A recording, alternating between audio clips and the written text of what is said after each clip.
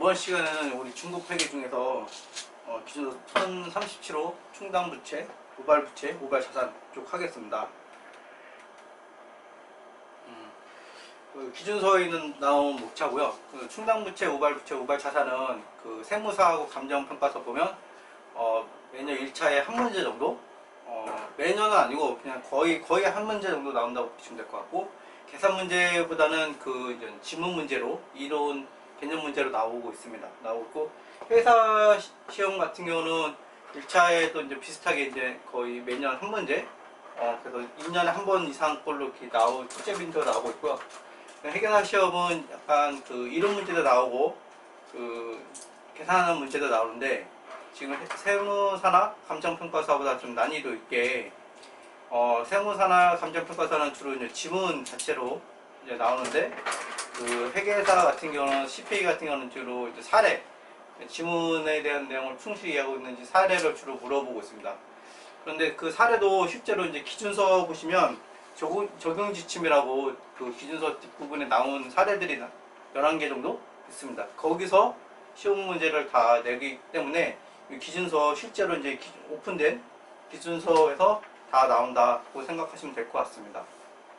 그리고 시중에 나온 교재들도 제가 보니까 주로 이제 그 충당부채하고 우발부채, 우발자산은 그 기준서 내용이 이제 충실하게 잘 써 있어서 거의 이제 기준서로 이제 카피 앤 페이스트한 수준으로 된 부분이 많습니다. 그래서 약간 거기 그 기준서를 설명하는 정도 수준으로 되어 있어서 기준서 갖고도 충분히 그 준비를 커버할 수 있다는 거 말씀드리고, 오늘 제가 또 하면서 계속 말씀드리지만 이제 그 밑줄 친 부분하고 이제 그런 것들은 이미 이제 기출 문제 나왔던 거나 중요한 문제, 그런 중요한 지문들이기 때문에 그런 거 위주로 좀 보시면 될 것 같고, 제가 이제 자료를 업로드해서 드리는 그 PDF 파일에서도 거기 굵은 글씨로 좀 표현한 거 있습니다. 그게 이제 기출 문제라든지 중요한 지문이니까 그런 거 위주로 공부하시면 좀 편할 것 같습니다. 특히 수험생 입장에서는 제가 보기에 이제 충당부채하고 우발부채하고 우발자산은 난이도가 이제 전반적인 시험 문제 난이도가 높진 않아요. 그러니까 꼭 맞아야 되는, 여러분들이 꼭 맞추셔야 하는 그런 파트로 보입니다.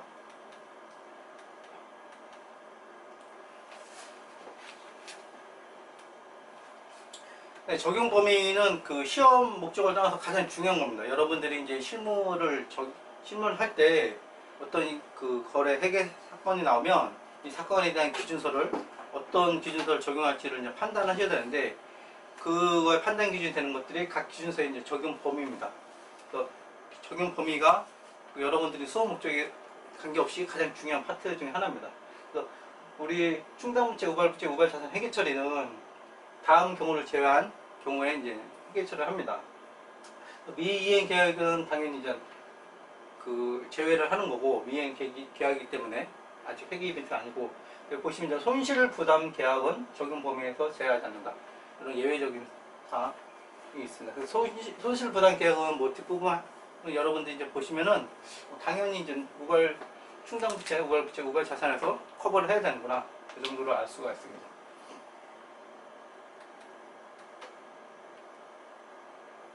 다음 용어의 정의 보겠습니다. 용어의 정의에서 이제 충당부채, 용어의 정의가 상당히 중요합니다. 용어 정의만 알면은 뭐 다른 것도 그렇게 마찬가지겠지만, 용어의 정의를 정확히 알고 계시면 여러분들이 이제 내용을 웬만큼 이해하시다고 보시면 됩니다. 충당부채 같은 경우는 지출하는 시기, 금액이 불확실한 부채입니다. 확실하지 않은 거예요. 확실하지 않지만 어느 정도 이제 레인지가 있고, 시기도 어느 정도 이제 범위가 있는 이런 것들이라고 이제 생각하시면 되고, 부채는 잘 아시겠지만 과거 사건은 현재 의무죠. 현재 의무로서 자원의 유출을 통해 그 이행이 예상되는 의무. 그러니까 부채의 정의도 중요합니다. 왜냐면 이게 이 충당부채 자체가 부채 중에서 충당부채 이런 식으로 이제 끊어서 있는 거기 때문에 부채 정의가 가장 중요한 겁니다. 의무 발생 사건은 이제 사건인데 의무가 이제 뒤따르는 사건. 그냥 쉽게 얘기하면 그렇게 생각하시면 돼요. 해당 의무의 이행 외에는 현실적인 대안이 없는 법적 의무나 의제 의무가 생기게 하는 사건. 그러니까 의무가 무조건 이행해야 되는, 이렇게 보시면 됩니다. 가장 중요한 게 현실적인 대안이 없어서 의무의 이해 외에는 대안이 없는 거예요. 의무의 이해 외에는 대안이 없다. 의무를 해야 된다. 그러니까 미래 사건, 그 현재 의무가 미래하고 전혀 관계가 없는 거예요. 현재 미래 어떤 이벤트를 해서 의무가 줄거나 의무가 사라지거나 뭐 그런 게 아니라 무조건 의무를 이행해야 되는, 이게 가장 중요한 의미입니다. 법적 의무는 뭐 당연히 법에서 강제적으로 하는 그런 의미인 거고, 의제 의무는 실제 이제 여러분들 의무로 이제 간주하는 거죠. 다음 조건을 모두 충족하는 기업의 행위에 따라서 생기는 의무. 그래서 이제 과거의 실무 간에 발표된 경영 멘치, 구체적인 약속, 그래서 이제 상대방에게 투명한, 상대방이 인지를 하고 있어야 하는 거죠. 상대방이 인지를 하고 있고 정당한 기대를 상대방이 갖도록 하는 겁니다. 그래서 이미 서로 간에 합의된, 그러니까 법률적 명시적으로 그 앞에 법적 의무는 이제 그 법률적으로 이제 합의된 거고, 얘는 간행적으로 약간 그런 식으로 이제 법률적은 아니지만 간행적으로 이런 실무 간행, 이런 교육 법칙, 그래서 회사하고 상대방이 의무를 지겠구나 이렇게 이제 그 갖도록 서로가 인식이 되어 있는 겁니다. 그렇기 때문에 이 상대방이라는 의미는, 이 법적 의무는 대부분 이제 특정 상대방이 대부분 있지만, 여기서 말하는, 우리가 말하는 이 상대방은 특정 상대방이 아닙니다. 그러니까 불특정 다수, 그러니까 여기도 상관없는 겁니다. 상대방이 특정해도 되는 거고 불특정해도 되는 거죠. 그러니까 뭐냐면 흔히 여러분들이 이제 요 충당부채 관련해서 많이 알고 계시는 게, 자동차 같은 경우 보증부채라든지 자동차 같은 데 리콜하고 뭐 이런 거기 때문에 이제 자동차 회사 같은 거는 충당부채를 설정하는데, 그런 그 리콜이라든지 그런 보증 하자보수 같은 것들이 특정 상대방한테 처음에 이제 차를 팔 때거나 할 때 알 수는 없잖아요. 그렇지만 차를 구매한 고객, 이제 그룹이 되니까 그런 불특정 다수한테 가는 거기 때문에, 이 상대방이라는 의미는 꼭 특정해야만 하는 건 아니다. 그런 거를 알고 계시면 됩니다. 네, 다음 이제 우발부채 보겠습니다. 충당부채와 그 우발부채의 가장 큰 차이점은, 회계적으로 가장 차이점, 충당부채와 우발부채 가장 차이점은, 얘는 이제 재무제표에 얘 인식하는 거고, 얘는 이제 주석으로 나가는 거. 이게 가장 큰 차이점입니다. 우발부채 같은 경우는 정의가 이제 정확히 아셔야 되는데, 이제 1이나 5화입니다. 5화이기 때문에, 보시면 우발부채 같은 경우는 이제 과거 사건으로 생겼으나 그 기업이 통제할 수 없는 하나 이상의 불확실한 미래 사건의 발생 여부로만 그 존재 유무를 확인할 수 있는 잠재 유무. 그러니까 뭐냐면, 과거 생겼지만 불확실한 미래 사건, 그러니까 미래 사건에 연결된 거예요. 그러니까 충당부채 같은 경우는 미래 사건하고 관계없이 독립적인 거고, 그런 개념이 가장 강한 거고, 우발부채는 이제 미래 사건하고 발생 관계가 있는 겁니다. 그래서 잠재적 의무가 있는 거예요. 그러니까 대표적으로 여러분들이 이제 아시는 게 소송사건이죠. 소송사건. 소송사건은 과거의 사건으로 생긴 거잖아요. 과거 사건으로 생겼지만, 소송사건 같은 경우는 내가 이길 수도 있고 내가 질 수도 있잖아요. 그렇기 때문에 항의도 있고 그런 이제 잔질적 의무가 있는 거죠. 그 다음에 두 번째는 이제 과거 사건으로 생겼으나 가나에 해당하여 인식하지 않는 현재 의무. 그래서 이제 과거 사건은 이제 똑같은데, 이거는 보시면 이제 잠재적 의무입니다. 잠재적 의무고, 얘는 현재 의무. 잠재적 의무이기 때문에 이제 있을 수도 있고 없을 수도 있는 거고, 얘는 의무가 있는 거예요.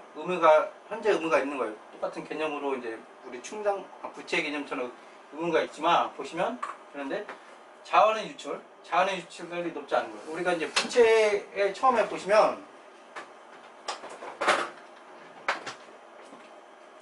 부채를 보시면 이제 자원의 유출이 이제 있어야 되는 겁니다. 있어야 되는데,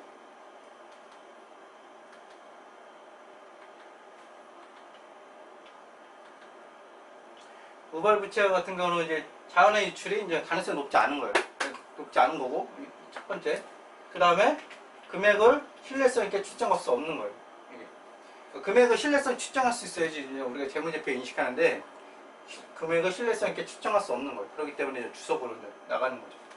그래서 다시 우발부채는 첫 번째 과거 사건으로 생겨서 잠재적 의무인 상태, 아직 확정된 그 현재 의무가 아닌 거고, 두 번째는 과거의 사건으로 생겼으나 과거 생긴 현재 의무인데 자원의 유출이 높지 않은 경우, 그다음에 금액을 신뢰성 있게 측정할 수 없는 경우, 이런 겁니다.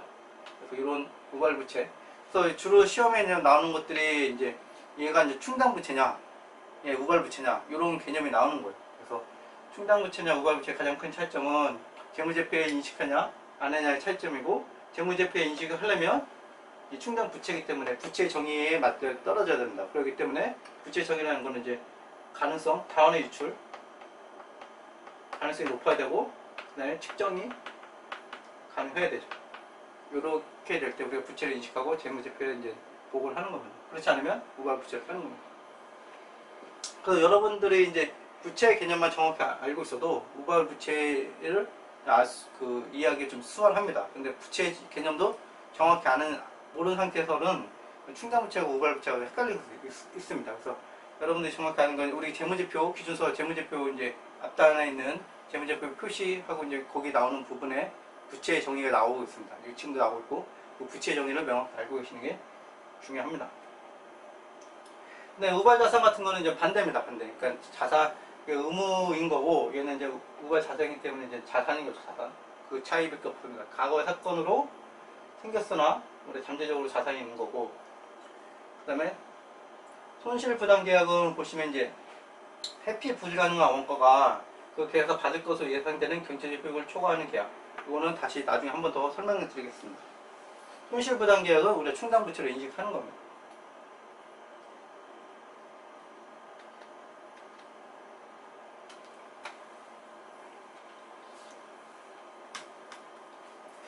충당부채와 우발부채의 관계가 이제 시험 문제에 자주 나오는 질문 중 하나인데, 보면은 이제 확인할 수 없어 재무제표의 부채나 자산으로 인식하지 않는 경우에 우발이라는 용어를 사용한다. 아까 말씀드린 것처럼 충당부채는 재무제표에 우리가 이제 보고하는 거고, 우발부채라든지 우발자산은 재무제표에 인식하지 않습니다. 인식하지 않고 그 중에서 중요도가 있는 것들은 일부 기준에서 정한 기준에 따라서 주소를 공시하는 거예요. 그러니까 우발자산, 우발부채도 무조건 주소를 공시하는 건 아니고 주소 공시에 대한 기준이 있습니다. 거기에 맞는 것만 주소를 공시하는 거예요. 그래서 우발이라는 표현이 있습니다. 그래서 부채나 자산으로 인식하지 않는 경우에 우발이라는 용어를 사용한다. 인식 기준을 충족하지 못하고 부채로 인식하지 않는 경우는 우발부채라는 용어를 사용한다. 그래서 실제로 이제 여러분들이 이제 우리 PPA 같은 재무실사 같은 어떤 회사를 인수하거나 그럴 때 매수자 측에서는 이제 가격을 싸게 인수하고 싶기 때문에 우리 이제 실사하시는 팀한테 이런 우발 부채 같은 거 좀 많이 찾아달라는 걸 많이 언급을 합니다. 그리고 실제 감사에서도 회사들이 이제 재무제표에 나온 것들은 회사들이 이미 인식한 보고한 부채잖아요. 그래서 이제 그거는 이제 부채가 이제 금액이 적정하냐 안 하냐를 이제 체크를 하면 되는데, 중요한 거는 이제 우발부채, 실제로 이제 재무제표에 없는 부예부채라고 많이 하잖아요. 부예부채가 있냐 없냐, 이게 이제 감사에 가장 중요한 거죠. 감사에 중요한 거고, 그 중에서는 우발부채, 그러니까 우발부채는 이제 드러나는 거죠. 그나마 이제 감사인들이 체크라스가 있는데, 아예 이제 우발부채로도 이제 아예 관리 안 하는 부채도 있을 수 있습니다. 그런 것들은 이제 중요한 거죠.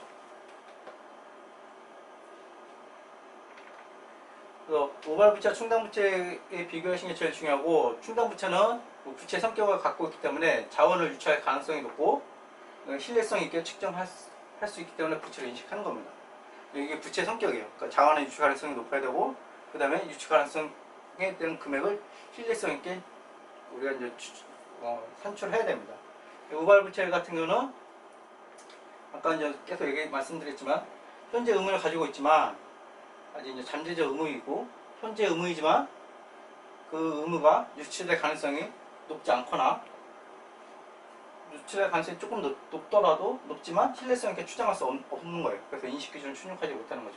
그러니까 부채의 그러니까 첫 번째는 잠재적 의무. 잠재적 의무는 현재 의무가 아니기 때문에 무조건 다 우발부채가 가는 거고, 현재 의무 중에서도 부채 개념에 안 맞는 거, 부채 개념에는 유출 가능성이 높고 그러면 신뢰성 있게 측정해야 되는데 유출 가능성이 높지 않거나 신뢰성 있게 측정할 수 없다는 우발부채로 가는 겁니다.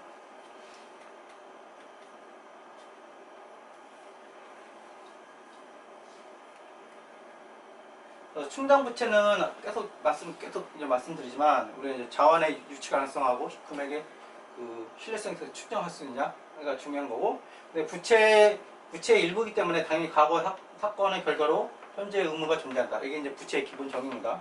그래서 현재 의무는 그 법적 의무나 아까 의제 의무, 현재 의무에는 법적 의무나 의제 의무가 포함된 거예요. 그래서 법적 의무와 의제 의무는 아까 이제 용어의 정의에 있던 거고, 당연히 자원의 유출을 가능성이 높아야 되는 거고, 금액을 신뢰성 있게 추정해야 됩니다.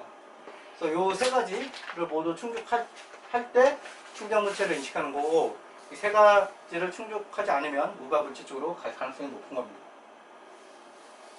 네, 기본적으로 과거의 사건의 결과로 현재 의무가 있어야 된다. 현재 의무가 있어야 된다. 자원의 의무를 이행을 해야 되니까 당연히 자원의 유출 가능성이 높아야 된다. 그 다음에 금액을 신뢰성에 추출해야 된다. 그러니까 이거랑 이거랑 이제 많이 이제 비슷한 겁니다. 의무가 있다는 거는 우리 자원의 자원을 써야 되기 때문에 회사가.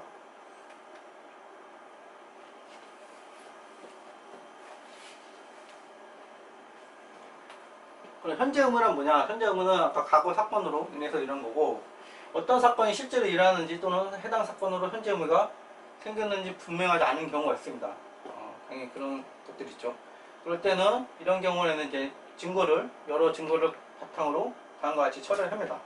그래서 현재 의무가 존재할 가능성이 존재하지 않은 가능성보다 높고 인식 기준을 충족하는 경우에는 충당부채 인식한다. 그러니까 가능성이죠, 가능성. 그러니까 현재 사건이 일어나는지 없는지 잘 모를 때는 체크를 하는 거죠. 기말에 존재할 가능성이 존재할 가능성이 존재하지 않을 가능성보다 높고, 그러니까 얘가 이제 반 이상 50%를 초과하는 거죠. 초과할 때 충당부채 인식하는 거고, 그거야말로 현재 의무가 존재하지 않을 가능성이 높더라도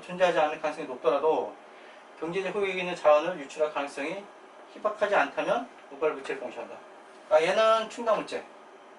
그러니까 존재할 가능성이 높은 거고, 존재할 가능성이 이제 존재하지 않을 가능성이 높더라도 유출할 가능성이 희박하지 않다면, 그러니까 높지 않고 희박하지 않고 약간 어느 정도 이제 가능성이 좀 있는 거죠. 그런 거는 무발부채로 가는 겁니다.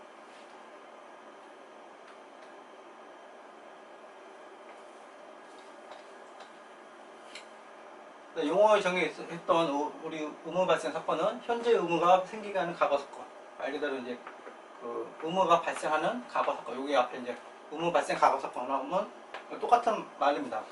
물론 이제 용어의 정의하고 뭐 뜻하고 뭐 크게 뭐 해석을 잘 안 해놨는데, 의무 발생 사건은 의무 발생 과거 사건 이렇게 생각하시면 됩니다. 그래서 의무 발생 사건이 되려면 해당 사건으로 생긴 의무 이행 외에는 현실적인 대안이 없어야 된다. 그러니까 의무 발생 사건이라는 뜻의 가장 큰 거는 무조건 의무를 우리가 이행을 해야 되는 거예요. 보시면 의무 이행 외에는 현실적인 대안이 없어야 된다. 그러니까 과거 미래에 어떤 식으로 하더라도 의무를 회피할 수 있다. 그런 거는 이제 의무 발생 사건이 아닌 거예요. 무조건 그 미래의 어떤 이벤트에 관계없이 의무가 존재하는 겁니다. 법적으로 집행할 수 있는 경우는 이제 법으로 있는 거고, 그 다음에 의제 의무 관련해서는 이제 기업이 해당 의무를 이행할 것이라는 정당한 기대를 상대방에게 갖도록 하는 거고, 그러니까 이거는 이제 법적 의무하고 이제 의제 의무 개념 갖고 이제 풀이를 한 겁니다. 재무제표는 미래 시점에 예상 재무 상태 아니라 보고 기간 말에 재무제표를 표시하는 것이므로 미래 영업의 생길 원가는 충당부채로 인식하지 않는다. 이건 뭐 여러분들이 조금만 생각하시면 당연한 겁니다. 재무제표는 우리가 이제 우리 재무상태표는 특정 시점 10월 30일이면 10월 30일에 특정 시점에 자산부채, 이 시점의 자산부채, 과거로 일어났던 이벤트로 인해서 측정한 자산부채를 우리가 이제 보고를 하는 겁니다. 이 미래를 예상해서 하는 게 아니죠. 미래를 예상하는 게 아닙니다. 그래서 그렇기 때문에 미래 영업에서 생기는 원가는 충당부채를 인식하지 않는다. 당연한 거죠. 이게 조금만 여러분들이 이게 헷갈리시면, 그 원가도 뭐 알고 매출도 있잖아요. 그래서 미래 영업에서 생길 매출은 그럼 뭐 우리가 자산을 인식합니까? 그건 아니잖아요. 그래서 미래에서 그 생길 걸 매출도 인식하지 않듯이 원가도 당연히 그 충당부채 인식하지 않는 겁니다. 그래서 굳이 이게 써가지고 제가 보기에는 이거 좀 헷갈리게 만들었어요. 당연한 것만인데, 보고기말에 존재하는 부채말을 재무상태표에 인식한다.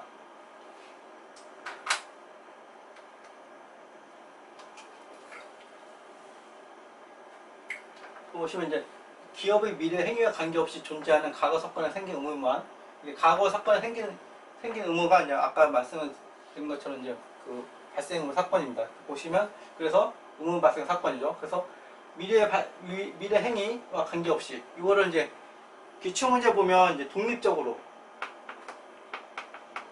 미래 행위와 독립적으로 과거 사건에 대한 의무가 존재한다. 이런 식으로 이제 표현을 했습니다. 그래서 이 관계없이라는 단어를 독립적으로 하는 표현을 했고, 이 표현을 또 이제 다른 교재에서 쓰는 것 같습니다. 그래서 여러분들이 의미를 좀 정확하게 아셔야 돼요. 그래서 이제 외워갖고 하면 안 되고, 그러니까 아까 제가 계속 말씀드렸잖아요. 그래서 현재 의무가 미래의 어떤 사건과 전혀 관계없이 일어나는 거고, 그 얘기는 독립적인 겁니다. 수학에서 말하는 독립사건과 똑같은 거예요. 그래서 관계가 없다는 거고, 관계없이 존재하는 과거 사건에 생긴 무음하는 충당부치를 인식한다. 그래서 회피 가능하다. 어떤 의미가 있는데 우리가 다른 방식으로 현재의 프로세스 말고 다른 프로세스로 인해서 그 의무를 회피할 수가 있다. 그럼 걔는 이제 이 충당부채의 정의에 맞지 않는 겁니다. 충당부채를 굳이 인식할 필요가 없는 거죠. 그러니까 무슨 말이냐면 이렇게 A라는 게 있는데 1번이 있고 2번이 있는 케이스가 있고 B라는 게 있는데 B가 생기면 무조건 1번을 해야 돼요. 이거는 충당부채인 거고, A를 우리 할 때는 1번과 있고 2번이 있어요. 근데 얘는 이제 면제, A를 굳이 안 할 수 있는 방법이 있어요. 그러면은 다른 식으로 이제 프로세스를 해서, 그러면 얘는 충당부채가 아닌 거예요. 그러니까 의무를 이행할 필요가 없잖아요. 그래서 충당부채 아닌 겁니다. 의무를 이행을 해야 되는 거예요. 의무를 이행을 해야지 충당부채가 있어야 되는 겁니다. 의무를 이행을 해야지 우리가 그러니까 부채의 개념에 맞듯이 의무를 이행해야지 자원의 유출이 있고 금액을 실질적으로 추정할 수가 있는 거예요. 근데 대안이 있어서 의무를 회피할 수 있는 방법이 있으면 자원의 유출도 없는 거고 측정할 필요도 없는 거죠. 그렇기 때문에 그렇게 생각하시면 여러분 생각을 할 수가 있습니다. 상업적 압력이나 법률 규정 때문에 이제 공정에 특정 정화 장치를 설치하는 지출을 계획하고 있거나 그런 지출이 필요한 경우에는 공정운영 방식, 여기 보시면 공정운영 방식 바꾸는 등의 미래 행위로 인해서 미래의 지출을 회피할 수 있으므로 미래의 지출을 해야 할 현재 의무는 없으면 충당부채를 인식하지 아니한다. 그러니까 제가 지금 말씀드린 대안이 있는 거예요. 대안이 있는 것들은 이런 식으로 이제 어떤 우리가 그런 환경에 대한 보전금 같은 거를 그 환경에 대한 지출해야 된다. 근데 환경에 지출할 때 다른 방식으로 현재의 공정 방식으로는 화력발전 같은 경우를 할 때는 환경부담금을 내는데 다른 식으로 하면은 환경발전금을 안 낸다. 그러면 우리가 이제 회사가 선택할 수가 있는 거예요. 우리가 굳이 화력으로 하지 말고 다른 자원 갖고 우리가 다른 원재료 갖고 만들자. 그러면은 환경부담을 할 필요가 없는 거죠. 그런 경우는 이제 충당부채가 필요 없는 겁니다. 그래서 이제 그런 식으로 이제 여러분들이 이제 이해하시면 돼요. 그래서 현재 과거의 의무가 미래에 직결됐을 전혀 관계없이 우리가 이제 이행을 해야 될 때, 그래서 그것만이 이제 충당부채를 가는 겁니다.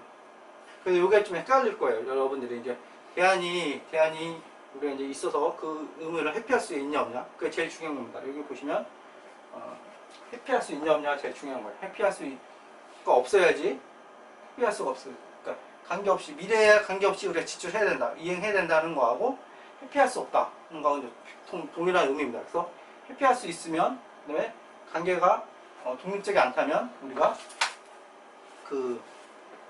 이런 충당부채를 설정하면 안 되는 거죠. 그래서 보겠습니다.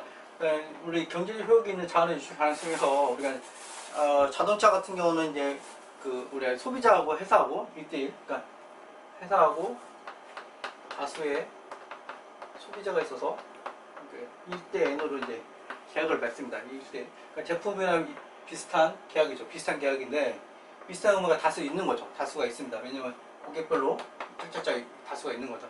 이런 경우, 다수가 있는 경우는 의무 이행에 필요한 자원의 유출 가능성은 요거 전체로 봐라는 겁니다. 이렇게 하나하나씩 보지 말고 의무 전체로 고려해서 판단하다, 이런 의미입니다. 우리가 이제 회계에서 보시면 실무자 간편법, 포트폴리오, 그룹핑, 이런 식으로 이제 다른 기준서도 이제 이런 식으로 많이 나오고 있습니다. 이렇게 하나하나씩 개별법은 진짜 중요한 경우, 금액적으로 이제 아주 중요한 경우가 주로 이제 개별법으로 많이 하고, 이런 식으로 이제 전반적으로 하는 게 더 합리적이다 그러면 전반적으로 하는 게 더 합리적으로 할 수가 있습니다. 우발부채는 재무제표에 인식하지 않는다. 이거 계속 이제 말씀드린 거고, 그다음에 이제 중요한 것 중에 하나가 예전에 이제 회사들 보시면 제3자와 연대해서 보증 같은 게 있어요. 보증. 우리가 흔히 말하는 보증. 보증이 있으면 제3대와 제3자 연대해서 의무를 지는 경우 이행할 전체 의무 중 제3자가 이행할 것으로 예상되는 부분을 우발부채로 처리한다. 그러니까 전체가 있으면 여기 이제 제3자가 있는 거고 회사가 있는 겁니다. 회사가 있으면 같이 그 연대해서 의무를 지지만 계약서상에 따라서 일단은 이 부분만큼은 예를 들어 뭐 30%만큼은 제3자 A 뭐 B라는 업체가 이제 진다. 그러면 이 부분은 우발부채로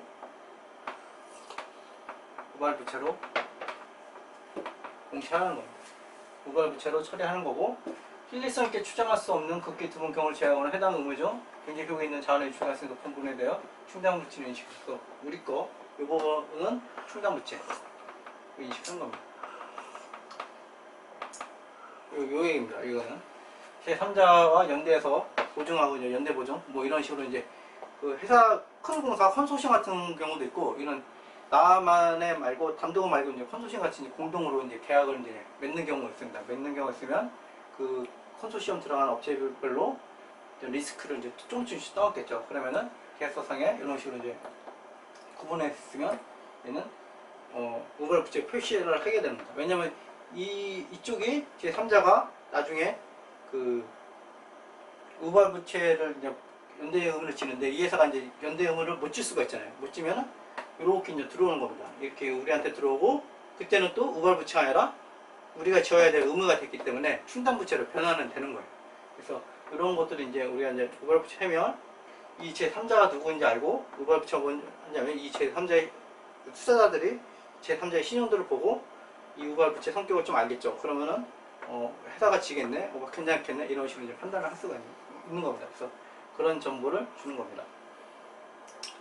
지금 말씀드린 것처럼 과거의 우발부채로 처리하였더라도 미래의 경제적 효익이 유출 가능성이 높아진 경우에는 그런 가능성의 변화가 생긴 기간의 재무제표 충당부채로 인식한다. 지금 말씀드린 게 이제 그런 예입니다. 그러니까 제3자가 우리가 제3자하고 우리하고 각각 3대 7로 우리가 이제 그 리스크를 떠안기로 했기 때문에 이쪽을 우발부채를 했는데 이 업체가 뭐 파산이랄지 뭐 이런 식으로 이제 해서 떠날 수는 없게 됐어요. 없게 되면 우리가 들어오는 겁니다. 우리 회사한테 다 부담이 돼서 우발부채가 아니라 충당부채가 되는 거죠. 이게 그 얘기입니다. 그래서 우발부채를 처리하더라도 이게 우리의 의무 상태가 이제 변동되면 충당부채로 처리하는 겁니다. 파이낸싱 옛날 그 프로젝트 같은 것들 우리가 이제 그것들이 이제 많이 문제가 됐죠. 그래서 이제 실제로 이제 우발부채로 이제 됐다가 그 충당부채 넘어가는 경우가 종종 있습니다.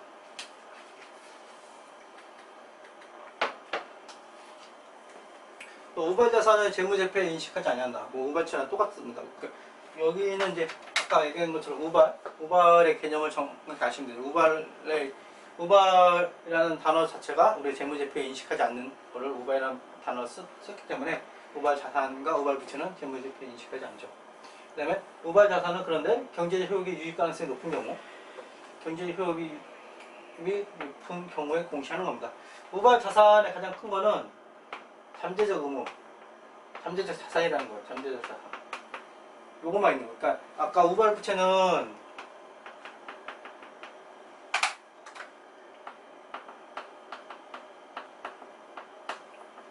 우발자산 잠재적 다 해당됩니다. 다 해당돼서 잠재적 의무, 잠재적 자산을 해놓은 거고 그 다음에 현재 의무 우발부채가 될 수가 있죠. 근데 얘는 현재 자산은 안 되는 거. 이 차이가 있습니다. 그래서 그 의무 같은 경우는 이런 것 그 현재 자산 같은 경우는 측정해서 이제 우발 자산이 아니고 이제 실제 자산으로 인식하는 거죠. 우발 자산은 그 잠재적 자산만 해당됩니다. 좀 다른 범위가 좀 다릅니다, 여러분들. 그다음에 이제 측정에 대해서 이제 기준서에 나왔습니다. 앞에까지는 여태까지는 그 충당부채, 우발부채, 우발자산에 대한 개념을 그 얘기 들었고, 그다음에 이제 재무제표에서 인식하냐 안 하냐 그 개념인 거고, 그다음에 이제 어떻게 측정할 거냐를 얘기하는 겁니다.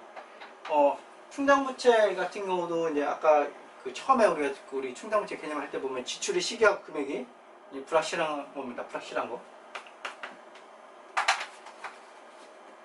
지출하고 지출 금액이죠. 지출 금액하고 시기가 불확실한 겁니다. 그리고 이제 그 우리 충당부채 개념이 현재 이미 이벤트는 일어났고 이 지출하고 시기가 이제 미래죠. 미래. 뭐 플러스 1년, 플러스 2년, 플러스 3년, 플러스 4년 뭐 이런 겁니다. 이런 거고 그리고 금액이 있겠죠. 금액이 뭐 300원 예를 들면 400원, 500원 뭐 이렇게 이제 발생 가능한 금액이 있을 거예요. 그래도 이제 금액이 여러 개 있을 거고 그러면 이 금액들을 어떻게 평가하냐를 하는 거죠. 상식적으로 우리 이제 회계 뭐 다른 것도 다 보면 이런 식으로 이제 최선의 추정치, 한정의 추정치 이런 표현을 씁니다. 보시면 기대값하고 거의 비슷하다고 보시면 돼요.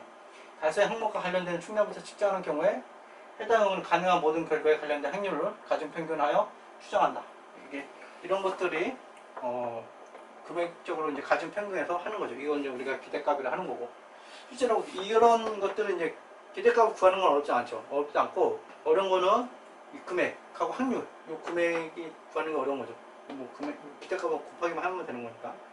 실제로 실무에서는 이 확률하고 금액 구하는 게 어려운 거고 확률하고 금액은 현대자동차 같이 이제 기업이 염력이 어느 정도 쌓이고 안정된 사업을 하면 과거 데이터가 있기 때문에 이제 이 데이터가 신뢰성 있게 데이터가 이제 많이 이제 만들어질 겁니다. 그렇지만 신사업을 한다거나 업력이 많지 않은 회사 내부에 있는 데이터가 이제 많이 쌓이지 않으면 본인의 그 데이터보다도 이제 기존 다른 인더스트리, 다른 외국 사례 뭐 이런 것들을 가지고 이제 측정을 하겠죠.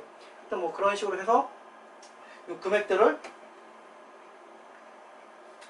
시기와 금액들을 뭐 예를 들면 정하는 겁니다.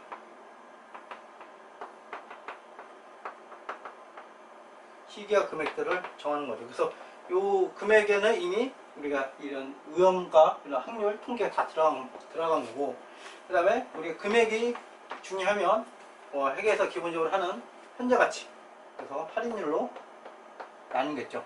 이렇게 할인율로 나눠서 현재 가치를 하는 거고 이 금액은 우리가 할인율 할 때는 세전 제목 알려서 세전하고 세후가 있습니다. 당연히 우리는 세전 금액을 뽑기 때문에 세전 할인율로 하는 겁니다.